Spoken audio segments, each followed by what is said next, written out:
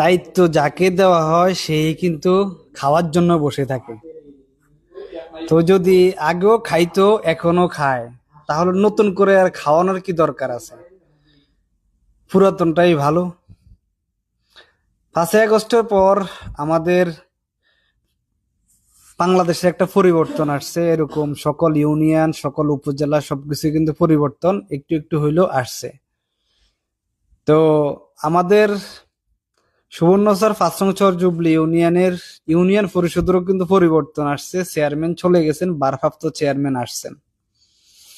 তো আমরা তো আগে কিছু জানতাম না, হয়তো কি আসতো কি যাইতো এগুলা জনগণ কিন্তু কিছুই জানতো না। যাক, ডিজিটাল যুগের পরিস্থিতি অনুসারে আমরা অনেক কিছু এখন দেখতে পাই, সোশ্যাল মিডিয়ার মাধ্যমে সবকিছু আমরা শুনতে পাই এবং দেখতে পাই তথ্যগুলা। তো এই বিষয়তে যেমন কি এখন ইদানিং খেজুরের একটা চলছে, যাক খেজুরের বিষয়টা বাদ দিলাম। তো 5 নং জুবলি ইউনিয়নের জন্য বরাদ্দকৃত ভাবে যেমন মানে হতে দরিদ্র পরিবারের জন্য আসছিল 8,857টি কার্ড আসছিল।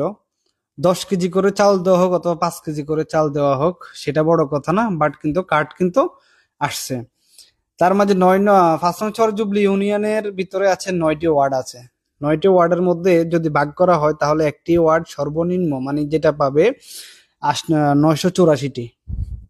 তো এই বিষয়তে আমাদের মেম্বার সাহেবকে যখন প্রশ্ন করা হয়েছিল ফেসবুকের অনলাইনের মাধ্যমে, যেহেতু সরাসরি তো বলা হয়তো অনেকে সাহসও কুলায় না অথবা বলাও মানে হয় না আর কি, কারণ মানুষ তার আমাদের মানে কথার আগে অনেক সময় হাত বেশি চলে অথবা শক্তি বেশি দেখায় আর কি।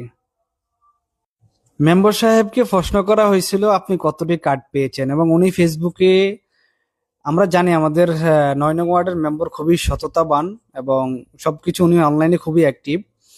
তো উনি অনলাইনে একটা পোস্ট করছিলেন, সর্বমোট প্রায় 350টি কার্ড উনি হাতে পেয়েছেন। তখন ওনার ওই পোস্টেই যে কোনো একজন জনসাধারণ কমেন্ট করছিল যে যেখানে 984টি কার্ড আমরা পাওয়ার কথা, কিন্তু এখানে আপনি মাত্র 350টি পাইছেন, তাহলে আর বাকি কার্ডগুলো আমাদের কোথায় গেল?